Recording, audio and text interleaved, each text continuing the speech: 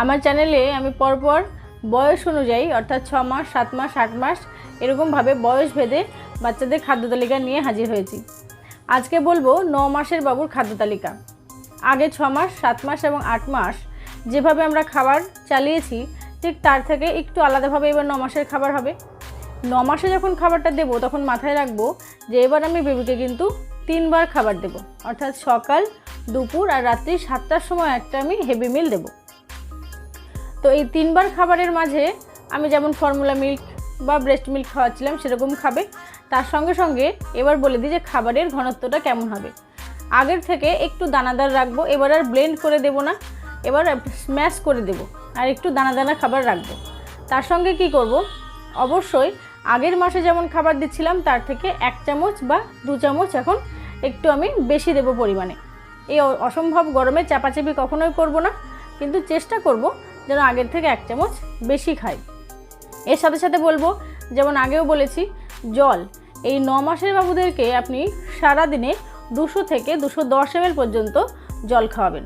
তাহলে চলুন বেশি লেন্দি না করে আমি প্রথম 7 দিনের যে খাদ্য তালিকা সেই প্রথম 7 দিনের খাদ্য তালিকা আপনাদের বলে দিই। তাহলে প্রথম 7 দিনের প্রথম সকালে যেটা আমি দেব ব্রেকফাস্টে সেটা হচ্ছে কলা দিয়ে জল দিয়ে রুটি, এখানে একটু ফর্মুলা মিল্কও আপনি দিতে পারেন।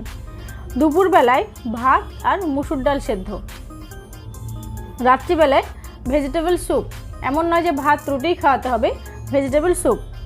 পরের দিন সকালে ডালের জল দিয়ে রুটি, দুপুরে সবজি দিয়ে সেদ্ধ চিড়ের পোলাও, আর রাত্রিবেলায় ভাত ও মুগ ডাল সেদ্ধ। চলে আসি 3 নম্বর দিনে কলা দিয়ে দুধ দিয়ে রুটি, দুপুরে মাখন দিয়ে ভাত, ডিমের কুসুম আর সবজি সেদ্ধ। তারপর রাত্রিবেলায় রাইস ডালের যে সেরেলাক সেই সেরেলাক।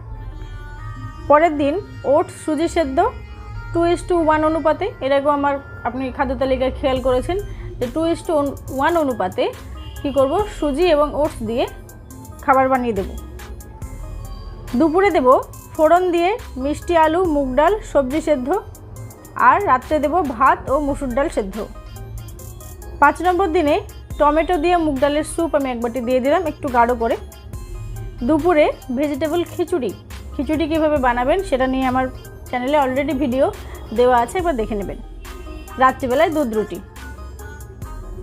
6 নম্বর দিনে আপেল কলা বা আমের পিউরি। সামনে আমের সিজন, এখন আমের সিজন চলছে, আম কলার পিউরি করে আপনি দিতে পারেন। দুপুরবেলায় মাখন দিয়ে ভাত, ডিমের কুসুম ও মুসুর ডাল সেদ্ধ, রাত্রে ভাত আর সবজি সেদ্ধ।